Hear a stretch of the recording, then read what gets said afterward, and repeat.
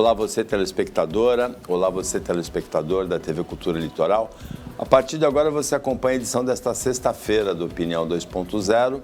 Vai analisar as notícias com você, o advogado Roberto Mohamed. E a primeira notícia que a gente vai analisar refere-se à violência em São Vicente. Tem tido episódios complicados em São Vicente, teve arrastão com cenas assim pra lá de chocantes no sábado passado no Gonzaguinha, em São Vicente. E o prefeito Caio Amado parece que vai se omitir diante dessa situação. Mohamed, boa tarde. Boa tarde, Paulo. Eu até queria pedir para a produção colocar dois vídeos. Tem um que é, olha como é que eles estão agindo. É uma gangue, uma nuvem em cima do cara. E nessa rua é um assalto por dia. Olha lá. E a ação é muito rápida e olha a quantidade. E tem um outro que o que eles fazem com o motociclista é uma coisa impressionante. E o pior é que são em lugares onde a polícia já sabe o que está acontecendo. Eles vêm por aquela rua do lado do Cime de Serve, também um grupo de bicicleta, que pode até ser o mesmo. E aí você vai passar uma motocicleta agora na esquina, e eles jogam as bicicletas para derrubar o motociclista. Olha lá. Eles se jogam em cima dele para fazer o assalto. Quer dizer, Paulo, o que me chama a atenção nisso tudo é que são os mesmos lugares. Ou seja, é de conhecimento da polícia, mas a declaração do Caio Amado em relação à responsabilidade da prefeitura é que me chamou a atenção. Segurança pública é um sistema. Não é algo que pode ser tratado como uma coisa só. Se você considerar que segurança pública é só polícia, não precisava ter Secretaria de Segurança Pública, bastaria ter o delegado-geral e o comandante da Polícia Militar. Segurança Pública é um sistema. Se o Caio Amado conversasse com os colegas dele, como por exemplo Santos, ou com o Mourão, na Praia Grande, os dois vizinhos dele, ele aprenderia um pouquinho antes de falar bobagem. Ele disse que segurança pública não é problema da prefeitura, é problema do Estado. Caio, eu sei que você é inexperiente, arrogante, adora pregar só bobagem em rede social, aparecer, que você construiu um personagem ao longo dos anos e ganhou eleição com este personagem que não existe. Ele é uma obra de ficção. A gente sabe que você é incompetente. Agora, imaginar que você seja ignorante, eu não consigo acreditar. E eu vou continuar não acreditando que você não seja. Secretaria de Segurança, a segurança pública é um sistema, por quê? Porque ela envolve, Paulo, desde iluminação pública, porque ruas bem iluminadas dificultam a ação dos bandidos, como uma guarda municipal, mesmo que seja pequena, e que ela cuide apenas dos próprios municipais. Eu sempre disse isso. Por quê? Porque quando você tem uma guarda municipal que cuida, por exemplo, do pronto-socorro municipal, das escolas municipais, você não precisa ter a PM ali. Então a PM passa a ter mais viaturas e mais policiais para fazer patrulhamento. Então a guarda municipal não precisa necessariamente ser armada e estar presente num patrulhamento preventivo. Eu até acho que não é função dela. Mas ela tira a responsabilidade da PM em relação a algumas coisas. E aí você tem mais viaturas circulando na rua, que é o que os comandantes da PM pedem. Quando um prefeito diz a segurança pública não é comigo, prefeito, você está tirando sarro da cara das pessoas. A gente já convidou você para vir para cá e você está imitando seu colega de Cubatão, que a gente já chamou para explicar aqui se ele é sócio daquela ONG que tem o asilo dos idosos lá e que agora está cuidando do pessoal em situação de rua. Pô, se ela não presta para tomar conta de idoso, vai tomar conta de pessoas em situação de rua? Então o prefeito de Cubatão tem que explicar se ele é sócio da ONG, né? Se ele tem alguma participação, porque não é possível. Ele tira de uma para dar outra coisa para compensar, amiguinho ele é. Mas ele não vem aqui. Agora você também, Caio. Né? Você tem escola que não tem torneira, você tem escola que não tem ventilador, mas quer alugar carro para a tua secretária de educação, que não pode vir trabalhar com o carrinho dela, porque ela não é de São Vicente, né? Ela não sabe nem onde é a Vila Margarida, se perguntar para ela. Então, esse tipo de resposta do prefeito é que é o problema.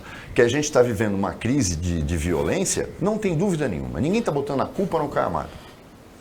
O problema é que não se planeja a vida do cidadão de uma cidade dizendo segurança pública não é problema meu, é problema do Estado. Não é. Porque segurança pública não é só polícia. Porque é engraçado, Caio, que você tem dinheiro para colocar radar, mas não tem dinheiro para colocar câmera. Quer dizer, você investe na tua companhia de tráfego, mas não forma um Copom. Então, vou dar uma sugestão aqui. Telefona para o Rogério, porque ou para a Raquel, que os dois têm centro de controle operacional. O que é o centro de controle operacional? É onde você tem um monitoramento de todas as câmeras de segurança espalhadas pela cidade. E Santos e Praia Grande são cidades que monitoram praticamente todo o seu território. Você conversa com eles e fala assim, olha, não dá para a gente fazer um convênio ou de fazer uma pauta conjunta junto à AGEM para conseguir uma verba para que esse centro de controle operacional, ou de Praia Grande ou de Santos, sejam metropolitanos. Qual o problema, Paulo?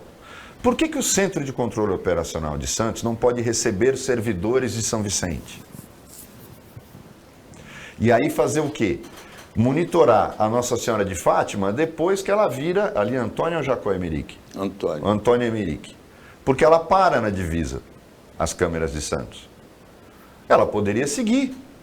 Poderia pegar o centro de São Vicente, as áreas de risco, conseguir uma verba com o Estado, pedir um apoio para que a Raquel e o Rogério vão ao Rodrigo Garcia.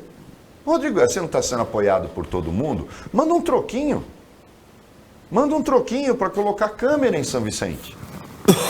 Então, segurança pública é problema seu, sim, Caio Amado. Ele é problema da prefeitura. E você foi eleito prefeito. Com um personagem? Foi. Um personagem que não existe? Verdade. Mas tenta, pelo menos. Agora, não dê uma resposta dessa. Violência não é problema meu. Não faça isso, Caio. É feio. É muito feio da sua parte. Tirar da reta para dizer que o problema é do Estado. E aí você fica fazendo foto abraçado no Rodrigo Garcia, dizendo que ele é praticamente um pai adotivo de São Vicente. Ora, ô Caio, a gente tem que tomar decisões na vida. Quer ser hipócrita, tudo bem, mas vamos ser hipócrita com aquilo que tem razão de ser.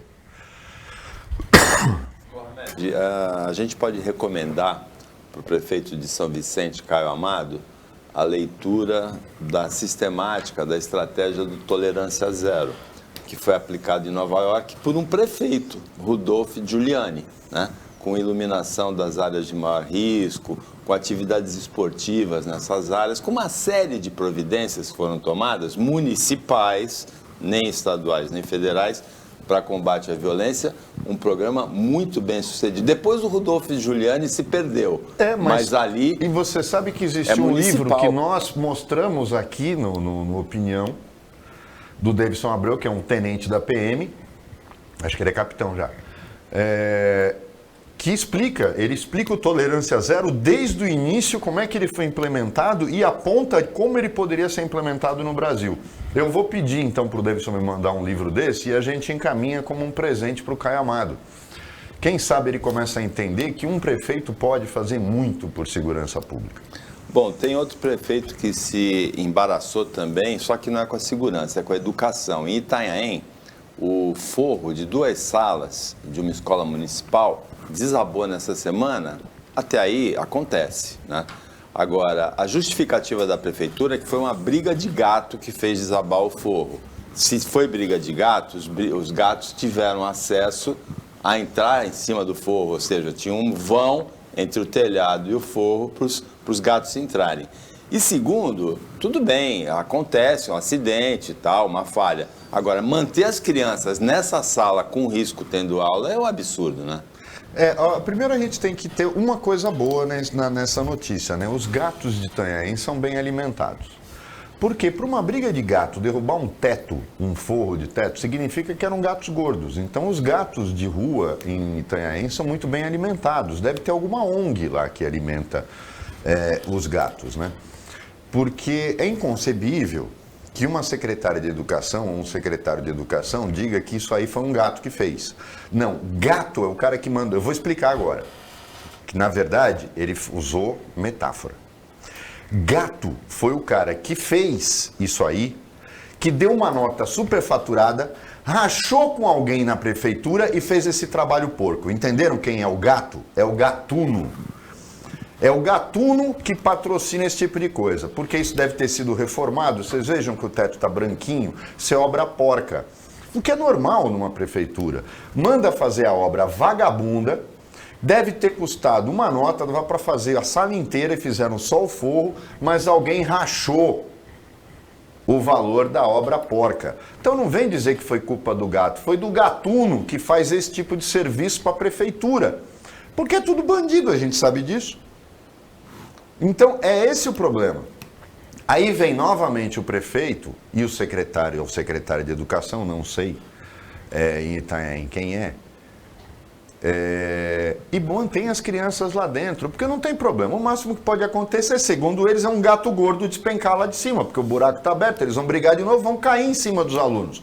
Aí os alunos vão ter aula de preservação ecológica, de tratamento dos animais, tal. Aí vê que é isso. Quando, na verdade, o que a gente tem é um bando de animais sem vergonhas e safados, habitando as prefeituras, e de todas as cidades, Peruíbe, Itanhaém, Mongaguá. Não adianta. O Litoral Sul sempre foi pródigo nesse tipo de coisa. Gato foi o cara que fez uma obra porca dessa, prefeito. Agora, o senhor manda apurar? Não, o senhor manda as crianças terem aula. Depois a gente arruma um cara que arruma isso num contrato emergencial, sem licitação. Pô, porque aí a gente ganha mais. Não é? É uma festa. Então a gente continua com o circo que a gente tem na administração pública. O importante é roubar. Tem algumas observações interessantes a serem feitas. Primeiro, que você adivinhou, essa escola foi reformada, teve o teto reformado no início do ano. Então, uma obra recente, não justificaria, apesar de que pode ter sido deixado um vão por onde os gatos entraram. Segundo, que na construção civil, o empreiteiro, aquele que faz a empreitada da obra, ele é chamado de gato. Então explicou tudo.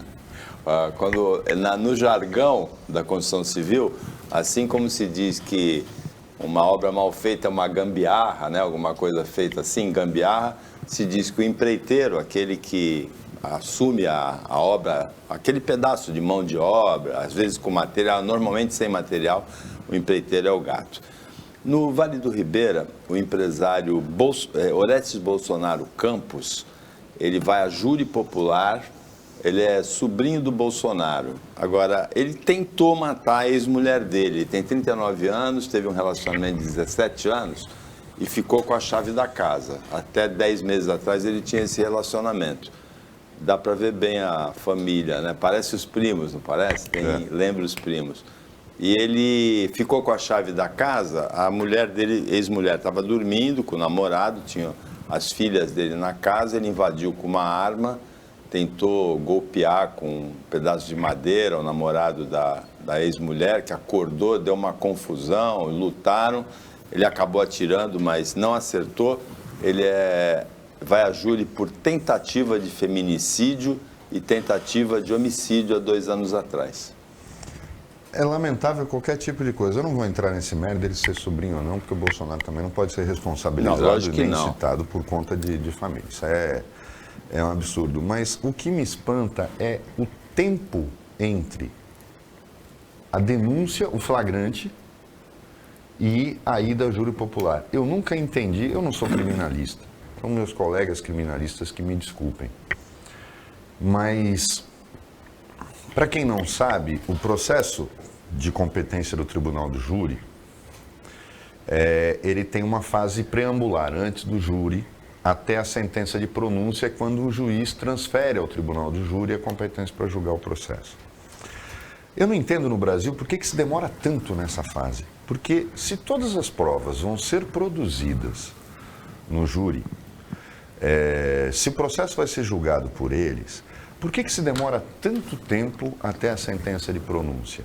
Por que se demora tanto tempo para levar alguém para o tribunal de júri, quando isso deveria ser marcado o mais rápido possível? A gente precisa de uma reforma e já existe um projeto, e foi curioso essa semana, Paulo, a gente conhece ela porque ela esteve aqui no programa. A Adriana Ventura faz parte da comissão especial da Câmara que está analisando o projeto de um novo Código de Processo Penal, que é urgente. Nós precisamos acabar com processos que duram 10 anos para levar alguém a julgamento.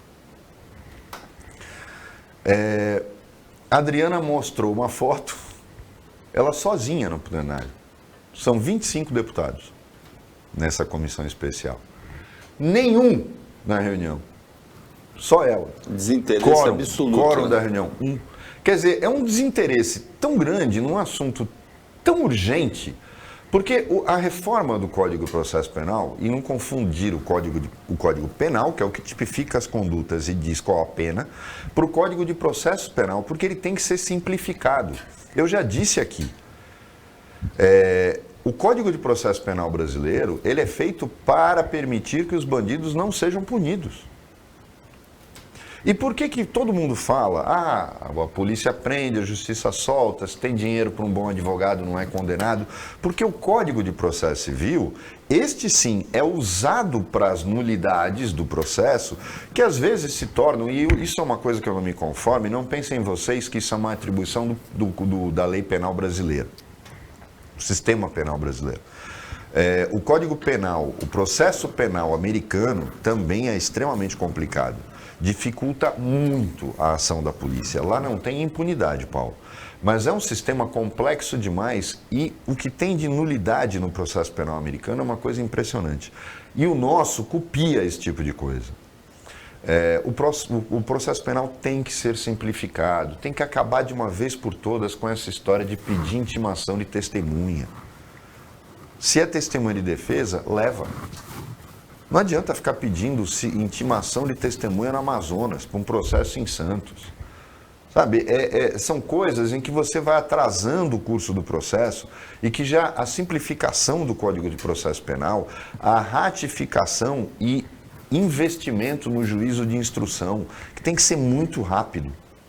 O juízo de instrução não precisaria ser o mesmo do que vai julgar. A simplificação do inquérito e a agilização do inquérito. Por que as provas do inquérito têm que ser reproduzidas depois no processo? Por que não se cria o contraditório no inquérito? Porque as pessoas podem não saber. As provas produzidas pela polícia, ou na fase do inquérito, não podem ser aproveitadas durante o processo penal. Por quê? Porque elas não tiveram contraditório. Porque a lei não permite ao advogado participar ativamente do inquérito policial. Ora, se a lei permitisse que houvesse contraditório no inquérito, ou seja, o advogado pudesse atuar no inquérito, as provas produzidas ali, que são as provas quentes, aquelas produzidas logo depois do crime, ou enquanto as testemunhas lembram de tudo, elas poderiam ser aproveitadas. Elas não são aproveitadas por causa do princípio do contraditório, que não existe no inquérito. Ou seja, daria para que você fizesse o inquérito ter o contraditório e as provas seriam economizadas, porque elas poderiam ser aproveitadas no processo penal. Uma outra coisa era acabar com a participação do juiz no inquérito. O juiz só tem que participar se precisar de escuta telefônica, se precisar de proteção de testemunhas, se precisar de homologar um acordo de delação. O juiz não tem razão para atuar no inquérito. Hoje no Brasil é uma coisa insana. Insana na época do processo digital. O delegado pede prazo, o processo, a investigação vai para o juiz despacha ao MP, vai para o MP concorda, volta para o juiz ao delegado, defere os 30 dias. E por que o juiz tem que deferir prazo de inquérito? O processo demora um mês para voltar. Isso é piada, é feito para não... É construção de dificuldade, quando você tinha que estar agilizando as coisas. Menos papel, mais trabalho. Falta esforço. E aí a comissão que está preparando o novo Código de Processo Penal, uma deputada de quórum. Eles estão pouco se lixando para o que pode ser bom para o país. Eles querem se reeleger, para continuar roubando. Agora, veja, você citou processos que demoram quase 10 anos e nesta semana, justamente, nós tivemos a anulação do processo de condenação de júri, né, dos réus pelo incêndio da Boate Kiss, com mais de 200 mortos, que foi em janeiro de 2013, ou seja, em janeiro completa 10 anos. E o que impressiona aí é o número de nulidades alegadas pela defesa. 19 nulidades no processo de júri. E com detalhe, muitas vezes os tribunais acabam permitindo determinadas coisas. Olhem só o que acontece. Digamos que dessas 19 nulidades, 2 delas não tem nada a ver com o júri, foi lá atrás. E o tribunal analisou 15 nulidades, deixou 4 de fora, já que essas eram suficientes para anular, falou, não vou jogar mais. Já é tanta nulidade que eu vou encorar essas aqui e já manda voltar. Essas nulidades que ele não analisou não morreram, vão poder ser evocadas depois. Então, olhem o absurdo que é o Código de Processo Penal brasileiro. A gente nunca vai ter uma sociedade decente, nunca vai ser uma nação de verdade, enquanto a gente tiver esse tipo de legislação que é feita para beneficiar quem pode. O Opinião 2.0 volta depois do intervalo, é rapidinho.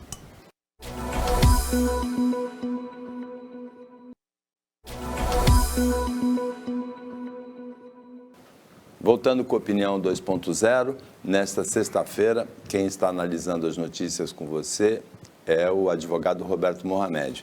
Que ele está louco para analisar uma notícia. É verdadeira a notícia do porta-aviões, Mohamed?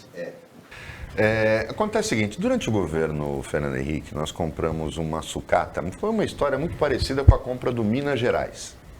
Lá da década isso lá na década de 60. O Foch é um porta-aviões francês, construído na década de 60, totalmente obsoleto já no momento que foi comprado.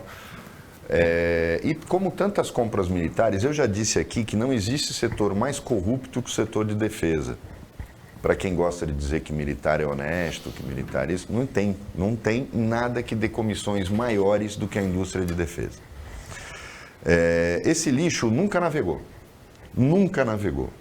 Por conta dele, a Marinha comprou uns Skyhawks, que é o A4 da Marinha, que também já vieram obsoletos, foram um avião, inclusive, que não foi projetado para voar em porta-aviões, mas que foi adaptado para isso durante a Guerra do Vietnã. Sabe aquela guerra da década de 60? Então, o Brasil estava pronto, assim, para ir para a Guerra da Coreia. Pena que ela acabou há muito tempo atrás, né? Ele foi anunciado à venda, ele foi desativado, ele só deu despesa, ele nunca navegou. Ele fez uma vez um exercício de pouso e decolagem dos A4 neles, uma vez. E foram 2 aviões que participaram, porque o A4 também nunca conseguiram ter nem 1/4 de esquadrão pronto para uso. São aquelas coisas ridículas que as nossas Forças Armadas, e o que é pior, eu vejo comentários em sites de defesa, eu não comento porque eu não vou ficar discutindo com o ignorante, discutindo o papel de um porta-aviões na defesa do nosso mar territorial. O nosso mar territorial se defende com fragatas, se defende com corvetas, se defende até com contratorpedeiros ou os populares destroyers americanos, e tem um monte para vender em bom estado. Bom uso, inclusive muito modernos. E seriam muito mais eficientes que uma sucata dessa. Agora, tem uma denúncia que está correndo, e hoje um juiz federal no Rio de Janeiro deu uma liminar para impedir que o São Paulo seja mandado para um estaleiro na Turquia para ser desmontado. Então vamos contar um pouquinho a história do que está acontecendo. Se fundou uma ONG em São Paulo que pretendia transformar o São Paulo num museu militar. Isso da ideia não é nova. Eu estive no Intrepid em Nova York. O Intrepid é um porta-aviões que foi desativado, era um porta-aviões a diesel da década de 60, que tem todos os aviões americanos que já voaram no seu hangar. Então é lindo. Ele se fez um pier próprio para ele. Está o Intrepid, com vários caças e aviões de guerra, tem até MiGs lá. Um Concorde, que foi doado pela British, e um submarino diesel que foi desativado pela Marinha e também é aberto à visitação. Para quem gosta disso, é maravilhoso e é lotado o dia inteiro. Todos os turistas vão. Nos porões dele, que na verdade não é porão, abaixo do deck de lançamento, até esse é o Intrepid. Existem até cápsulas da NASA, das missões Apollo, Paulo, que você pode entrar dentro dela. É muito legal, é sensacional o trabalho. Olha lá, você nota o submarino ali, o Intrepid com todos os aviões no hangar dele, os caças que você vê ali de perto, e o Concorde aqui no final. E tem loja de souvenir, tem uma série de coisas num complexo no Porto de Nova York. Se queria fazer isso, nós temos no Porto de Santos áreas que podem ser usadas para isso. Ou no próprio Porto do Rio. E os aviões da FAB poderiam ser colocados, doados, o Chavante, colocar um Tucano, o Mirage 3, o Mirage 2000, o F5, os aviões desativados poderiam ser colocados para exposição, expor armas, seria uma exposição conjunta.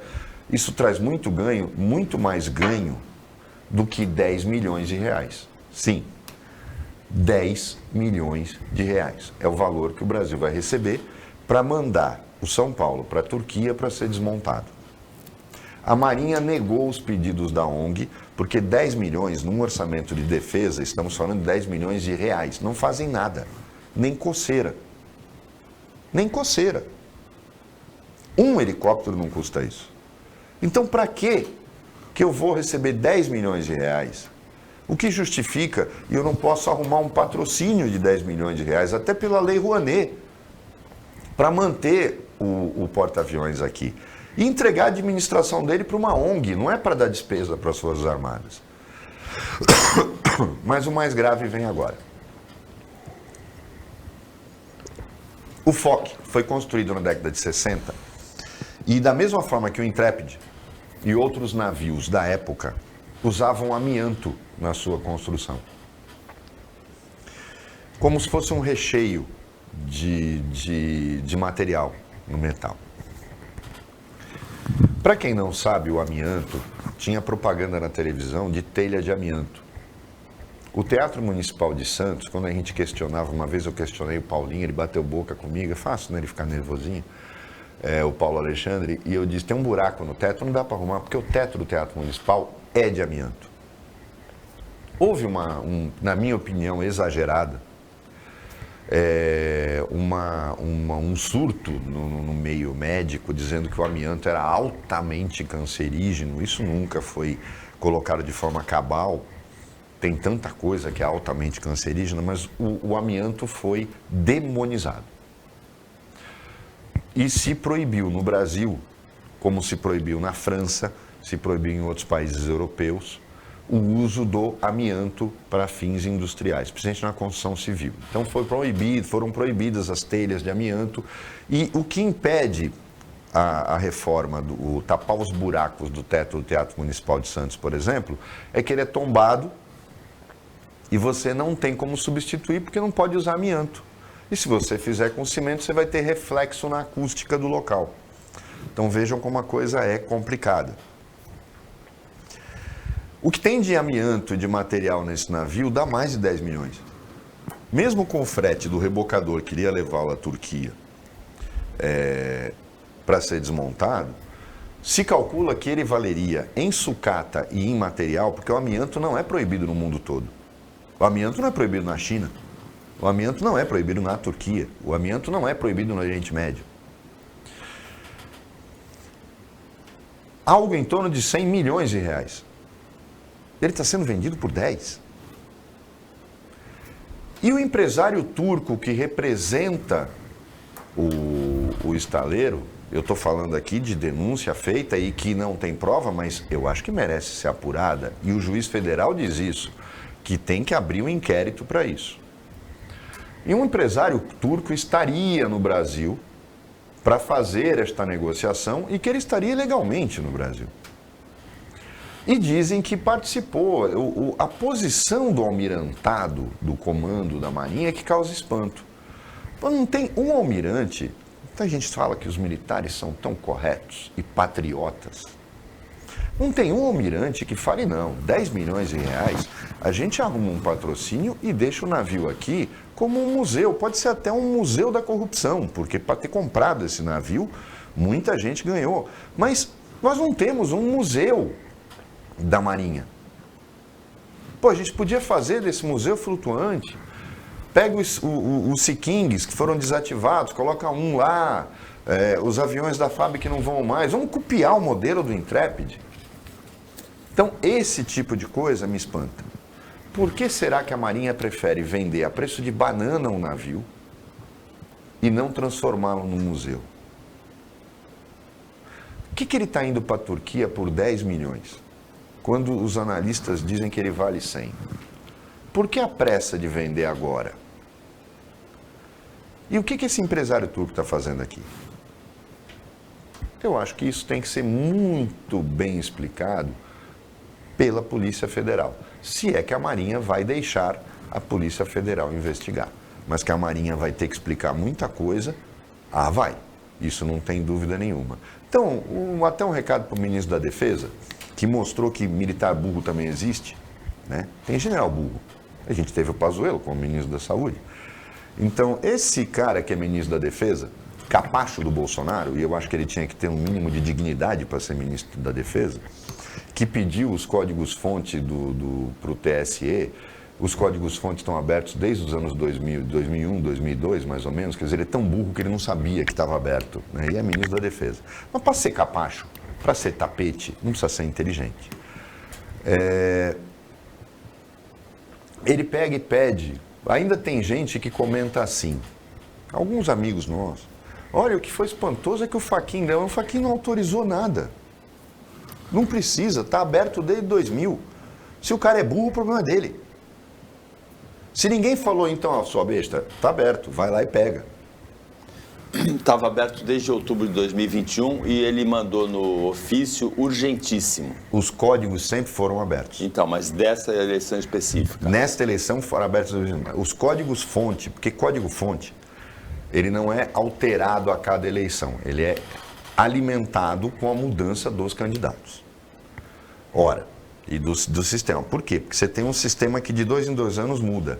A eleição é para prefeito e vereador e todos os outros cargos. Prefeito, vereador, todos os outros cargos. E além disso, para quem não sabe, o TSE autoriza que os TREs emprestem as urnas eletrônicas para OAB, CREA, Cresce. Os conselhos federais, quando fazem as suas eleições, podem pedir urnas eletrônicas. Pouca gente sabe disso. Na ordem, a gente vota com a urna eletrônica que é cedida pelo TRE São Paulo. Isso, e no Brasil inteiro cedem. E isso é bom porque vai se cada vez mais modernizando o equipamento. Então o código muda de acordo com a eleição por causa dos candidatos. Quem é ignorante não sabe disso e fica falando bobagem. Agora, o dia que militar puder dar aula sobre a eleição, eu vou tirar o chapéu. Agora, eles mostraram em mais de 20 anos que de eleição eles não entendem nada. Depois do intervalo, uma boa notícia. Vamos ver se o Mohamed acha que ela é boa mesmo. O diesel na refinaria baixou 20 centavos, de R$ 5,61 para R$ 5,41, uma redução de 3,75%. A gente volta já já.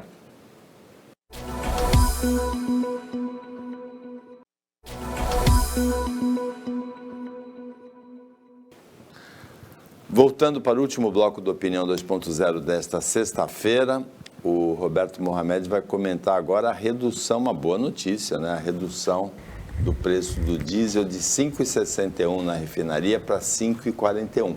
Houve uma redução da cotação internacional do petróleo de março até agora, chegou a $140, está em torno de $100, e essa redução também, houve redução de impostos também, e agora isso se traduz em baixa dos combustíveis no Brasil. Agora, tem um detalhe dessa notícia que é interessante. A última redução do diesel antes dessa foi em maio do ano passado. E aí a gente toma o choque. Ela foi de 2,79 para 2,71. um ano e 3 meses depois, é de 5,61 para 5,41, ou seja, ficou praticamente o dobro, né? E vamos deixar bem claro. Tudo isso porque desde de janeiro de 2019, o Bolsonaro só pensou na reeleição. Tirando toda a roubalheira do PT, e a roubalheira do PT é diretamente responsável por isso, porque Abreu e Lima não está pronta até hoje, e aquilo é um monstro de corrupção, um monumento à corrupção, a gente tem que explicar a verdade para o público do que é que está acontecendo e por que os combustíveis estão nesse valor. O Brasil produz petróleo quase à autossuficiência. A qualidade dele não é boa para todos os derivados. O Brasil importa uma quantidade pequena de petróleo para fazer o que a gente chama de blend, a mistura no petróleo para depois propor o refino. O PT foi eleito em 2002 com um discurso de que o governo Fernando Henrique era um vendilhão da pátria, estava desmontando a Petrobras para privatizá-la e uma série de coisas. O que o PT fez com a Petrobras durante os governos Lula e Dilma foi criminoso. Foi muito pior do que ousou pensar o Fernando Henrique. E a gente tem que fazer justiça. Para que você tenha uma ideia, o Brasil, que não era autossuficiente em petróleo, era em derivados. Olha que coisa interessante, Paulo. Durante os anos 70, 80 e 90, o Brasil importava petróleo. Não tinha a produção que tinha hoje. Mas era autossuficiente em todos os derivados. Todos. Não havia um que o Brasil não produzisse. Tinha as estatais que faziam isso, como a Petroflex, que fazia nafta, fazia uma série de coisas. Mas nós éramos autossuficientes. E nós estamos falando de um período muito pré-Abreu e Lima e outras coisas. O Brasil refinava o petróleo e produzia querosene de aviação, gasolina, diesel. Foi o primeiro país a fazer uma pesquisa de ponta no biodiesel, a ser misturado ao diesel. Foi o primeiro país a determinar a mistura do álcool na gasolina. Ou seja, o Brasil era autossuficiente em todos os processos disso. Os laboratórios da Petrobras eram excepcionais. Para quem não lembra, a Podium, que hoje a Petrobras vende, ela nada mais é do que aquela gasolina que existia na década de 70, que era chamada de gasolina azul, que era uma gasolina que tinha uma octanagem maior. Era produzida no Brasil, não era importada. Hoje, o Brasil importa todos os derivados. Todos os derivados.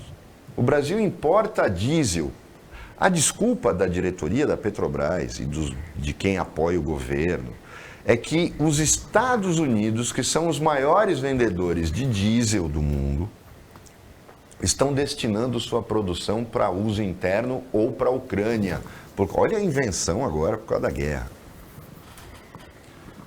E o diesel que a gente produzia aqui?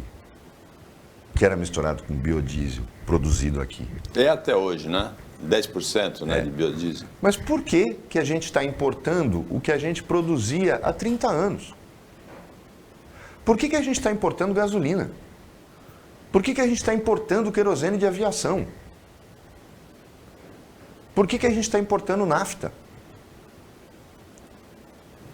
Essa pergunta ninguém responde. Eu vou desafiar qualquer bolsonarista de plantão aí, vá na usina, na refinaria Presidente Bernardes, fica em Cubatão se vocês não sabem, né? Porque vocês só conhecem o Gonzaga, o Boqueirão e a Ponta da Praia. Mas vão até a refinaria Presidente Bernardes e perguntem qual é o percentual em que ela está funcionando. Se ela está no limite de produção. Não, ela não está. Porque ela não está produzindo derivado, quase. É tudo importado. Vão até São Sebastião. Vão até Paulínia. Vejam se as refinarias da Petrobras operam a 100% do seu limite. Aí você vai dizer para mim, o que você está falando bobagem? Se é mais barato importar. Não é mais barato, porque eu pago em dólar. E o dólar está mais de R$5. Se os meus custos fossem em reais, o preço do diesel estava em 2,80. E a gasolina estava também, no máximo a R$3. Porque a Petrobras, além...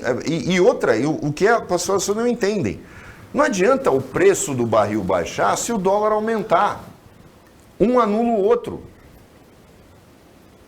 Porque a política cambial desse governo é irresponsável desde que ele tomou posse. E com tudo isso, só existe uma pessoa lucrando, o governo. É por isso que não se faz nada. Essa história de dizer, resposta de ignorante, né? Ah, se fosse fácil como você fala, não faziam. Não fazem porque estão ganhando. Porque estão enchendo o cofre. Para fazer atitude demagógica, acabaram agora de cortar dinheiro do orçamento da Polícia Federal, Paulo. A Polícia Federal vai ter dificuldade de ter combustível para colocar em viatura. Que coisa ridícula. Como é que o cara tira 150 milhões de reais do orçamento da Polícia Federal? A gente começa a entender por quê, né?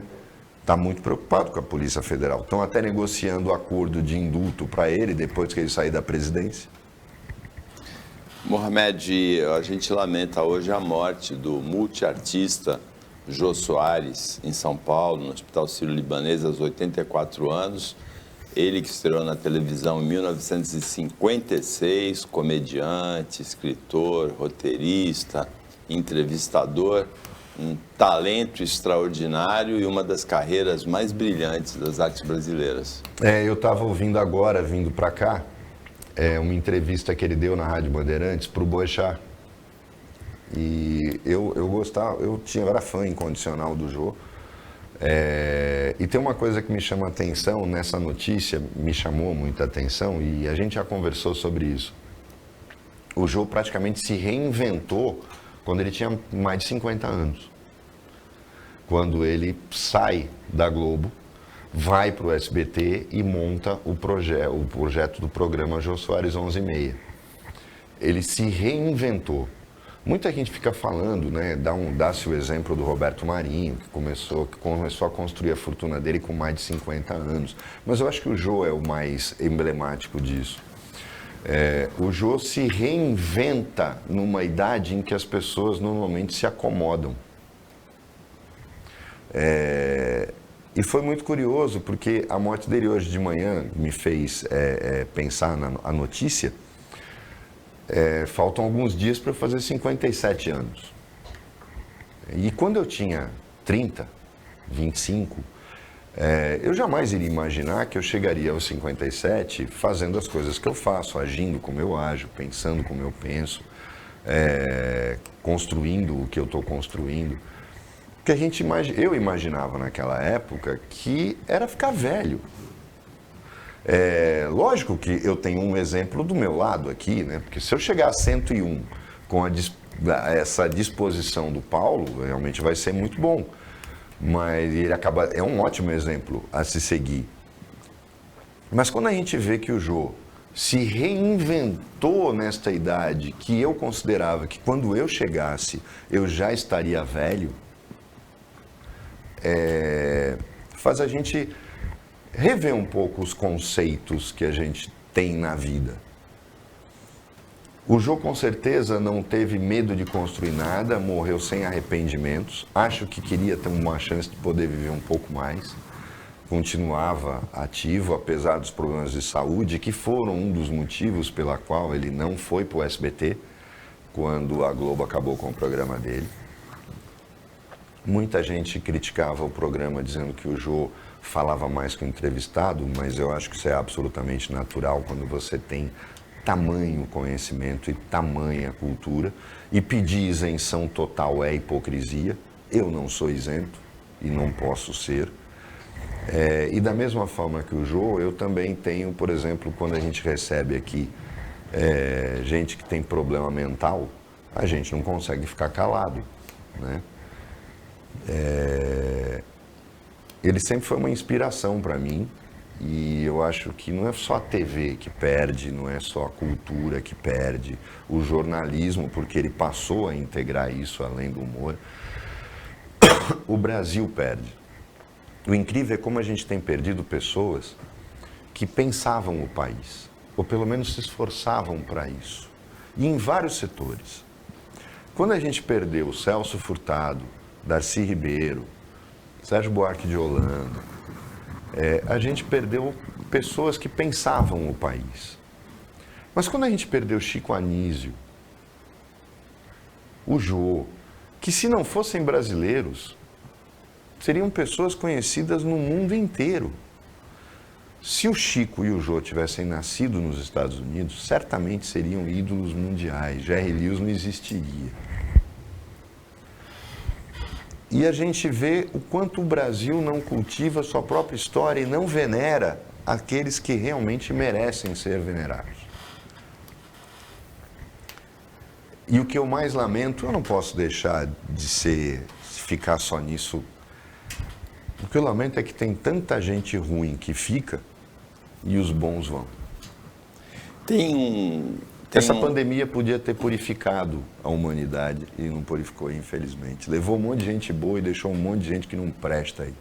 Tem um elemento que a morte do Jô Soares levanta, que é o tipo de humor que se fazia até os anos 80, 90 no Brasil, quando ele se reinventou, também o Chico Anísio. O Chico Anísio continuou na mesma linha, com um pouco menos de exposição, que era um humor que tinha um bullying sobre as minorias e tal, né?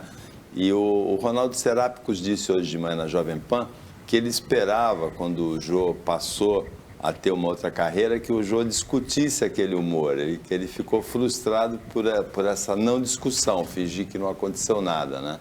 Com essa transformação do humor. Se você pensar bem, Paulo, eu tive uma situação, a gente está vivendo hoje também um momento de muito mimimi e que ultrapassa qualquer valor. Eu lembro até hoje, eu estava com o Márcio França e com o Calandra, que foi desembargador de São Paulo, presidente da PAMAT, presidente da MB, hoje participa de um programa de rádio na Bandeirantes. A PAMAT da Associação Paulista de Magistrados. A MB é a Associação de Magistrados do Brasil. Na TV Justiça, num programa, era eu, o Márcio e o Calandra. E num determinado momento, eu peguei e falei que aquilo era um samba do crioulo doido. A gravação parou. Eu falei, ué, o que aconteceu? Ele falou, não, você não pode falar isso aqui. Eu falei, como eu não posso falar isso? É o nome de uma música. Não pode falar crioulo doido. Então você veja aonde vai esses tempos que a gente vive de politicamente correto, que é, na minha opinião, insuportável. Samba do crioulo doido é o nome de uma música. Então a gente vai começar a arriscar a nossa história. Queriam condenar Monteiro Lobato há pouco tempo atrás, esquecendo o contexto em que as histórias foram escritas, de um dos maiores escritores brasileiros. E nessa semana a gente tem a adoção na Argentina do vocabulário neutro, né? Sexualmente neutro. E que eu também acho isso ridículo, né? Todes é o cacete, eu não vou falar bobagens desse tipo, né? E não acho que a Argentina seja modelo para alguma coisa para o Brasil, né? Pelo amor de Deus, o país vai acabar, inclusive. Eu acho que o Brasil podia até se candidatar a se inscrever na licitação que vão fazer para comprar a Argentina, porque tem umas coisas boas lá para a gente vir. Agora, gente, não vamos começar a entrar nessa norma, mas essa história do politicamente correto, Paulo, você vê que os grandes comediantes brasileiros, todos morreriam de fome e estariam presos. Chico Anísio, Jô Soares, Agildo Ribeiro. Renato Aragão. O Renato Aragão é um caso à parte, é um outro tipo de humor, mas que também era no próprio grupo dos Trapalhões, era recheado de racismo e homofobia.